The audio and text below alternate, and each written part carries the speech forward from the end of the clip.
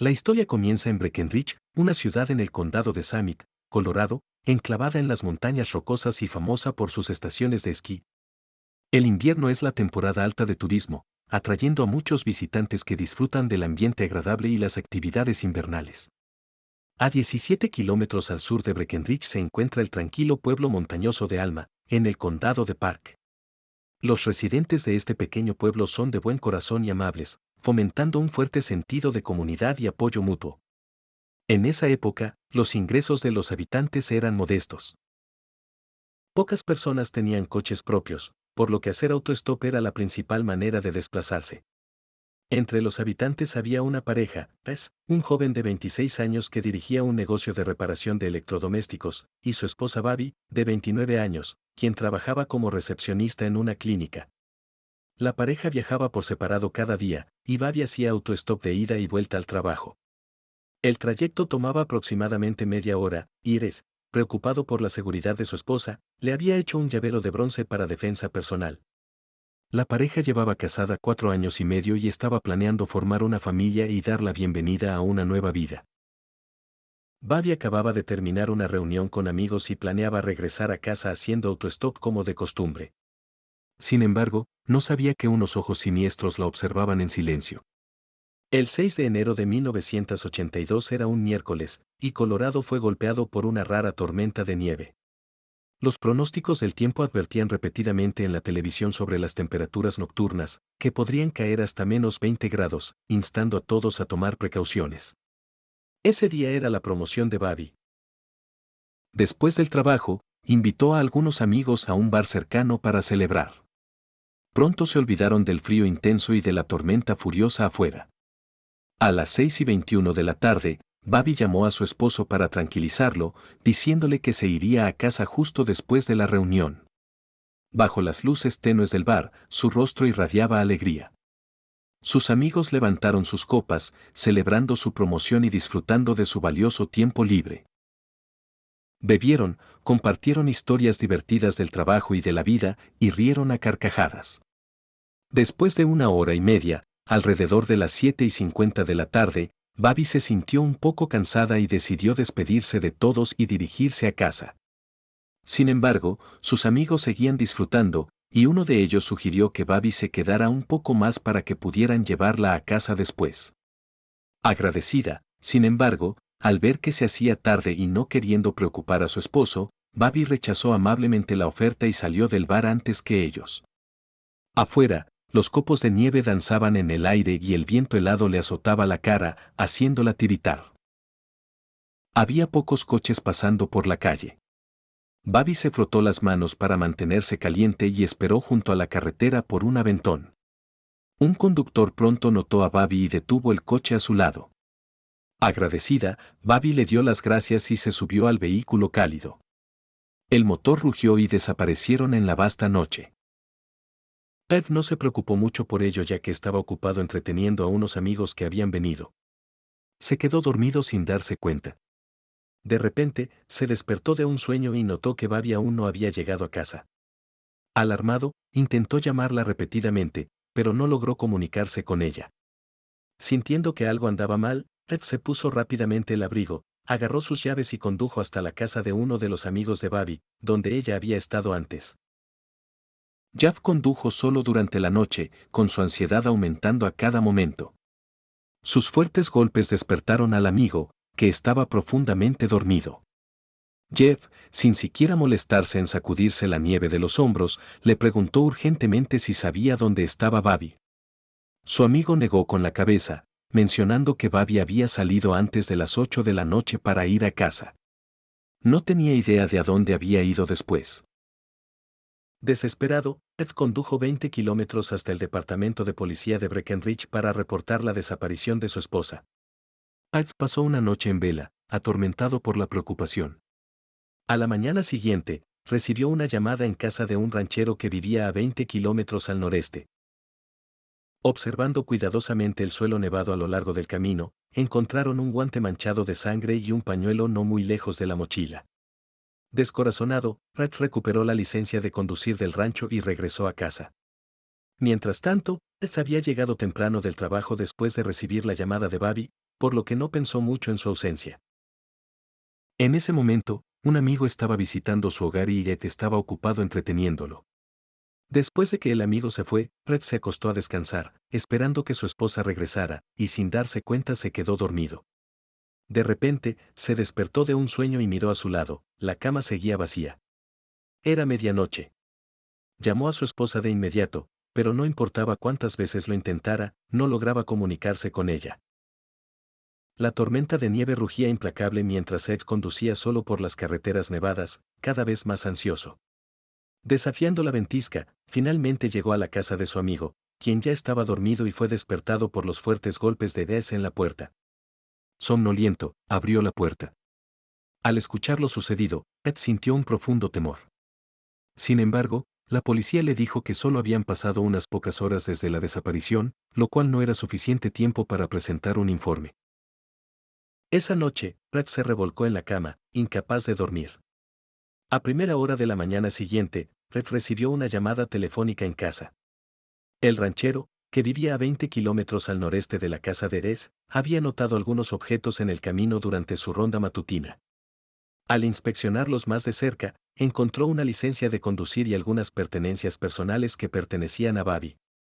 Tras descubrir esto, el ranchero llamó al número que aparecía en la licencia y contactó a Des. Jeff, sin dudarlo, reunió a unos amigos y se dirigieron al rancho. Mientras conducían, observaban cuidadosamente el paisaje nevado a través de las ventanas del coche. Efectivamente, avistaron una mochila azul muy llamativa que Jeff reconoció de inmediato como la que Bobby solía llevar. Salieron del coche y comenzaron a buscar en la nieve. A pesar de una búsqueda exhaustiva, no lograron encontrar rastro alguno de Bobby. Los amigos de Jeff se negaron a rendirse y decidieron buscar a lo largo de la ruta habitual que Bobby tomaba para volver a casa. Equipados con sus esquís, se dirigieron a Luigi, ubicado entre Breckenridge y Alma, a unos 16 kilómetros de Breckenridge y a una altitud de 3.500 metros. El paso había sido recientemente cubierto por una tormenta de nieve, dejando una capa gruesa que les llegaba hasta las pantorrillas. El grupo avanzó con cautela, observando atentamente su entorno. Poco después, encontraron a Bobby en la nieve, inconsciente. Al recibir el reporte de una persona desaparecida, un gran número de oficiales llegó al lugar. Debido al frío extremo, el cuerpo de Bobby fue hallado congelado. Las autoridades registraron el área cercana y encontraron el llavero de latón que Des había hecho para ella en el estacionamiento al pie de la montaña. Además, hallaron un calcetín naranja que no pertenecía a Bobby. Cerca de allí, también encontraron una mochila sin identificar que contenía monedas, medicamentos y otros artículos. Ed quedó profundamente afectado al recibir la noticia sobre su esposa. Entregó a la policía un guante que había encontrado en la nieve. Las pruebas de laboratorio sugirieron que la evidencia podría estar relacionada con un individuo involucrado en el incidente. Debido a las limitaciones de la tecnología de ADN en esa época, las autoridades preservaron cuidadosamente la evidencia para futuros análisis. Esa noche, el conductor que había recogido a Bobby fue considerado crucial para la investigación. Sin embargo, nadie había visto a Bobby subir al coche de otra persona. Como resultado, Ed se convirtió en el principal sospechoso y fue interrogado por la policía. Declaró que había estado en casa recibiendo a unos amigos esa noche y que salió brevemente a buscar a Bobby. No obstante, durante la investigación, el amigo de Dev nunca apareció, por lo que nadie pudo confirmar su coartada. Al día siguiente de encontrar a Bobby, la policía recibió otro informe sobre una persona desaparecida llamada Annette. En los últimos días, varias personas habían desaparecido en la zona, lo cual era muy inusual y rápidamente atrajo la atención de las autoridades. Annette, una joven de 21 años de Idaho, era una de ellas. Tenía una madre que se había vuelto a casar y varios hermanos.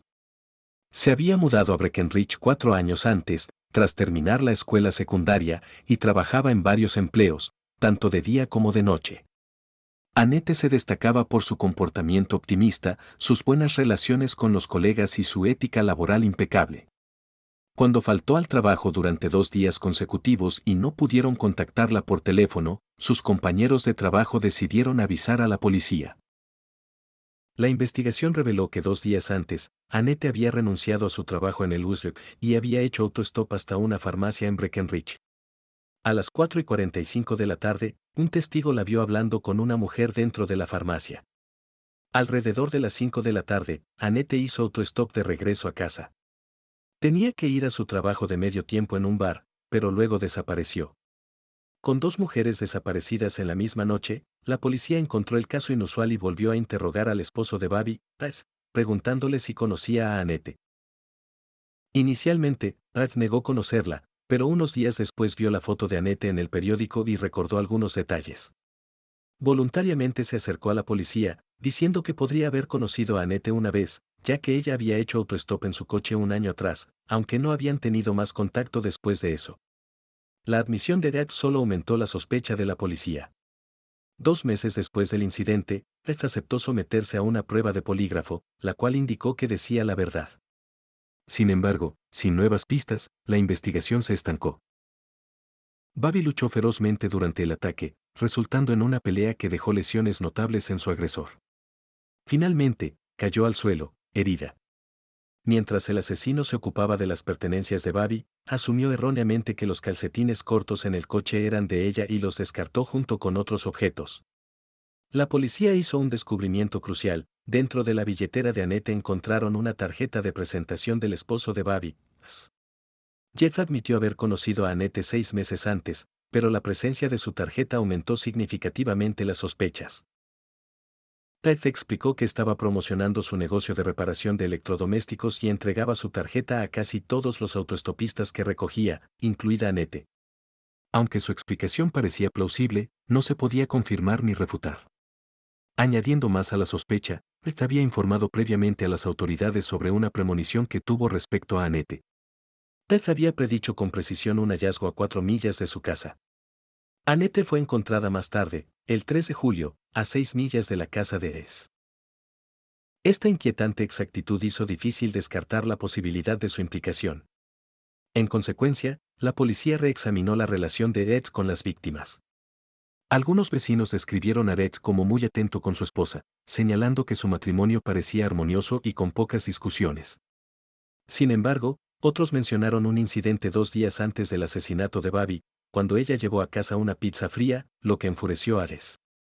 Aunque usar esto como motivo para un asesinato parecía descabellado, Ed, siendo la única persona conocida por ambas víctimas, se sometió a otra prueba de polígrafo y la pasó nuevamente.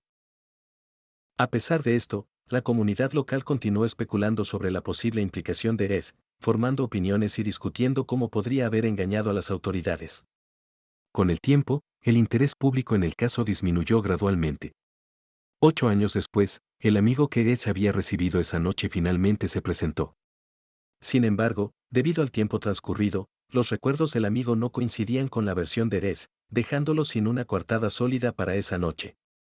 Durante este periodo, un hombre llamado Rudy estaba en prisión por múltiples delitos graves, cumpliendo una cadena perpetua. Aproximadamente en la misma época en que Bobby y Annette desaparecieron, Rudy estuvo involucrado en otro incidente y más tarde se jactó en prisión de lo que había sucedido con Bobby y Annette. Un compañero de celda informó a la policía, quienes luego le administraron una prueba de polígrafo a Rudy, revelando que había exagerado su historia. Las familias de las víctimas nunca dejaron de buscar justicia. La familia de Annette incluso contrató a un investigador privado para buscar pruebas por todos los medios posibles, pero no tuvieron suerte. El caso quedó sin resolver durante décadas. En el momento del crimen, la tecnología de ADN no era lo suficientemente avanzada como para producir un perfil confiable. Sin embargo, las pruebas se conservaron y se reexaminaron en 2022. En 1985, la evidencia de ADN se utilizó por primera vez en un caso en Florida para condenar a un sospechoso. 2 años después, Estados Unidos estableció su primer laboratorio de ADN para ayudar a la policía local a resolver casos y rectificar condenas erróneas. Para la década de 1990, la tecnología de ADN había avanzado considerablemente, mejorando la precisión y eficiencia en la resolución de casos. Como resultado, los estados comenzaron a crear bases de datos y laboratorios de ADN. El ADN del esposo de Bobby, Jeff, y del asesino en serie, Loser, se comparó con las manchas de sangre en los guantes, confirmando que ninguno de los dos estaba involucrado en el caso. En 1998, se estableció el perfil de ADN del asesino, pero no se encontraron coincidencias en el sistema combinado de índices de ADN del FBI, CODIS. Con el avance de la tecnología del ADN en el siglo XXI, la genealogía genética se volvió crucial para resolver casos. Al comparar muestras de ADN con bases de datos públicas, se hizo posible identificar a los familiares del perpetrador y, eventualmente, al propio perpetrador. A principios de 2021, una empresa de Denver asumió la investigación genealógica de los casos de asesinato de Bobby y Annette.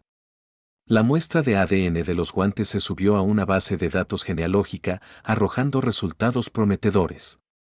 Varios marcadores coincidían con los perfiles de dos hermanos. La policía identificó a dos sospechosos, Bruce Phillips y Alan Lee Phillips. Primero contactaron al hermano mayor, Bruce, quien dijo que nunca había vivido en Colorado, pero mencionó que su hermano distanciado, Alan, sí lo había hecho. La policía entonces investigó a Joe y descubrió que había vivido en las afueras de Breckenridge en el momento del incidente y trabajaba en una mina local. Alan Engelbe, nacido el 22 de febrero de 1951, había sido encarcelado durante 6 meses por agredir a un autoestopista deteniendo su coche en una zona remota y golpeándola con una roca.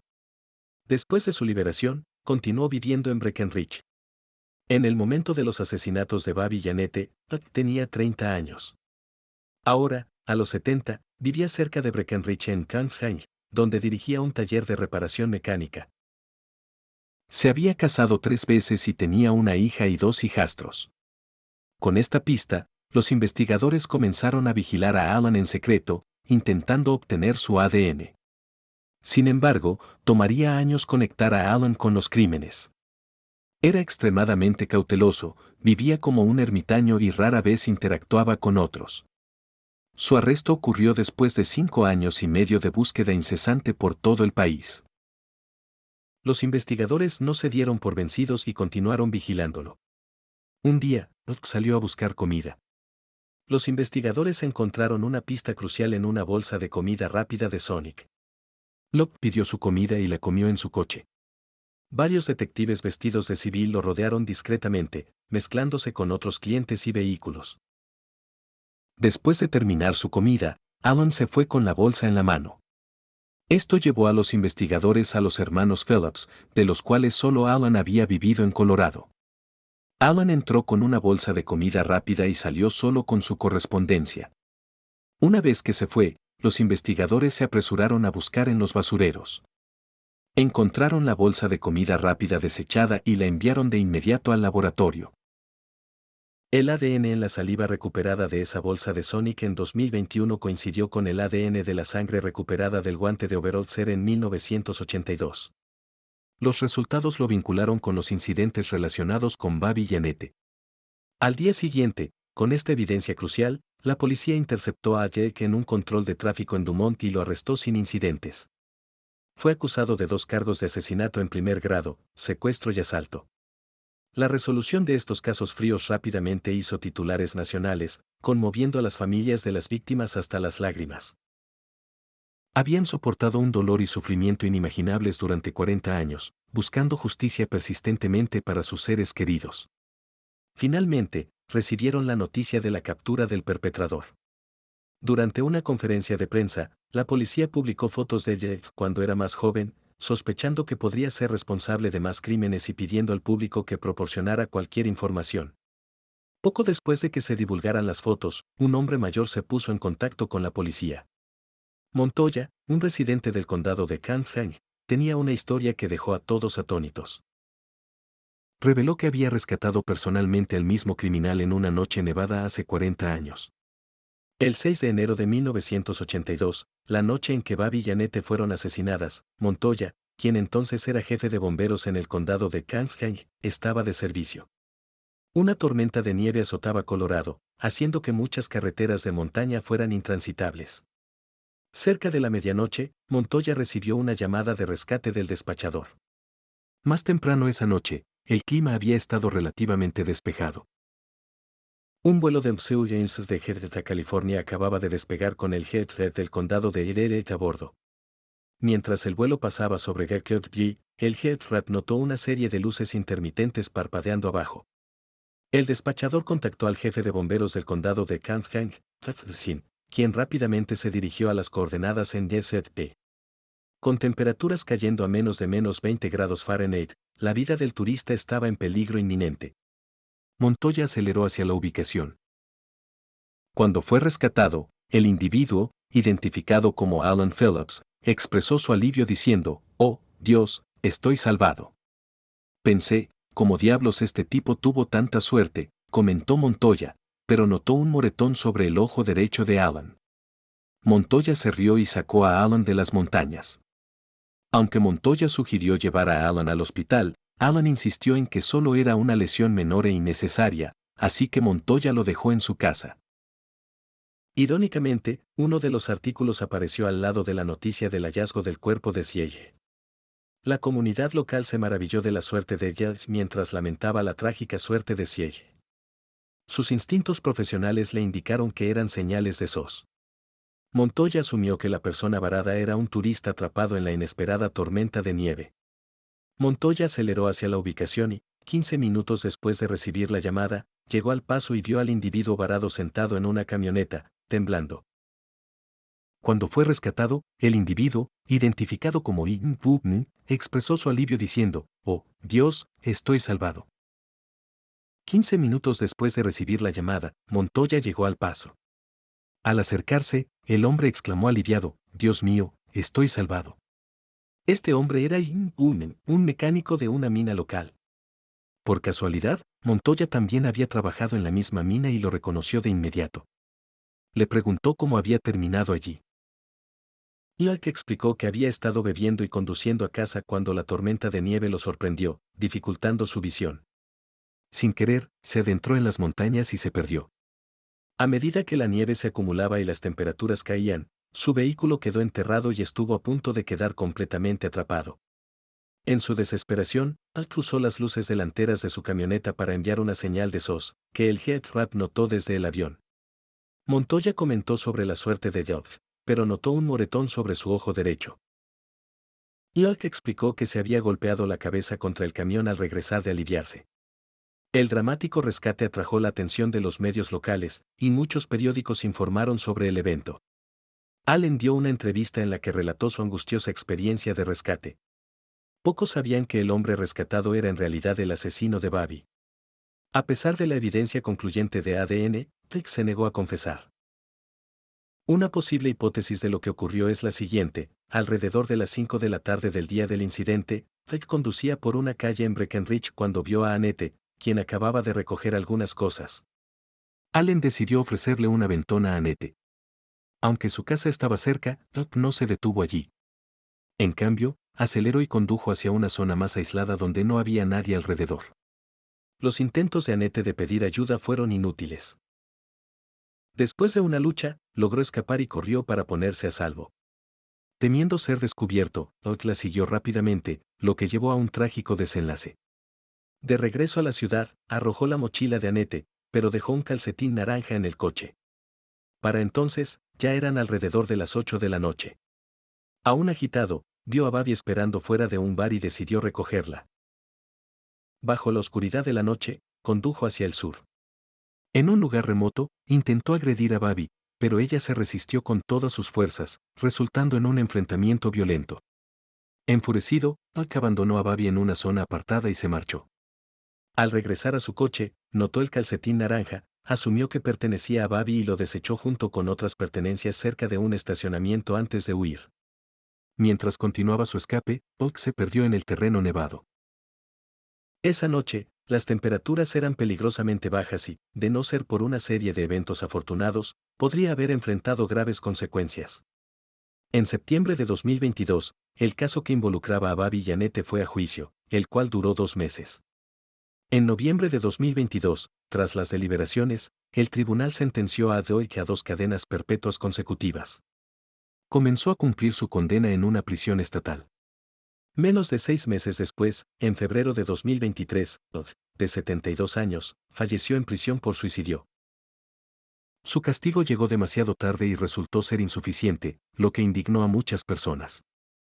Para las familias de las víctimas, el paso del tiempo había hecho que la esperanza de atrapar al asesino pareciera casi imposible. Sin embargo, el avance de la ciencia forense finalmente aseguró que se hiciera justicia. Aunque la justicia se demoró, afortunadamente llegó. Gracias por ver este video.